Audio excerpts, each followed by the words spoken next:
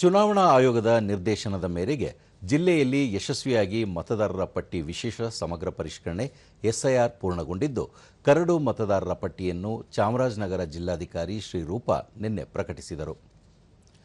ಪತ್ರಿಕಾಗೋಷ್ಠಿಯಲ್ಲಿ ಶ್ರೀರೂಪ, ಜಿಲ್ಲೆಯಲ್ಲಿ 4 ವಿಧಾನಸಭಾ ಕ್ಷೇತ್ರಗಳಿದ್ದು, ಈ ಹಿಂದೆ 8,80,224 ಮತದಾರರಿದ್ದರು.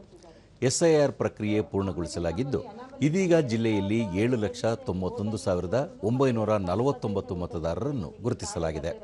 ವಿವಿಧ ಕಾರಣಗಳಿಂದ 88,275 ಮತದಾರರನ್ನು ಕೈಬಿಡಲಾಗಿದೆ.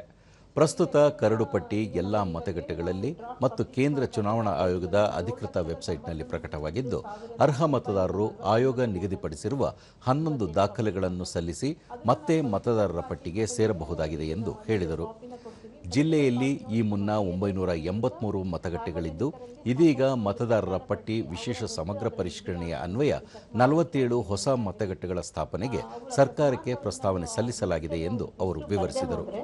ಕರಡು ಡ್ರಾಫ್ಟ್ ಮತದಾರರ ಪಟ್ಟಿಯಲ್ಲಿ ಅವ್ರ ಹೆಸರಿಲ್ಲ ಅಂತ ಹೇಳಿದ್ರೆ ಯಾರೂ ಆತಂಕ ಪಡೋದು ಬೇಡ. ಯಾಕಂದರೆ ಅರ್ಹ ಮತದಾರರಿಗೆ ಈಗ ಏನು ಆಕ್ಷೇಪಣೆ ಮತ್ತು ಇದು ಸಲ್ಲಿಸೋದಕ್ಕೆ ಈಗ 24/8/2026ರಿಂದ 23/9/2026 ಅವರಿಗೆ ಅವಕಾಶ ಇದೆ.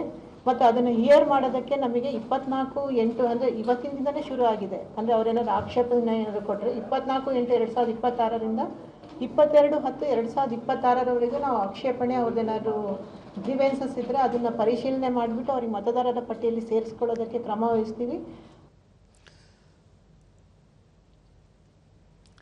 ಸುದ್ದಿಗೋಷ್ಠಿಯಲ್ಲಿ ಅಪರ ಜಿಲ್ಲಾಧಿಕಾರಿ ಟಿ ಜವರೇಗೌಡ, ಹೆಚ್ಚುವರಿ ಪೊಲೀಸ್ ಅಧೀಕ್ಷಕರಾದ ಎಂಎನ್ ಶಶಿಧರ್ ಮತ್ತಿತರ ಅಧಿಕಾರಿಗಳು ಉಪಸ್ಥಿತರಿದ್ದರು.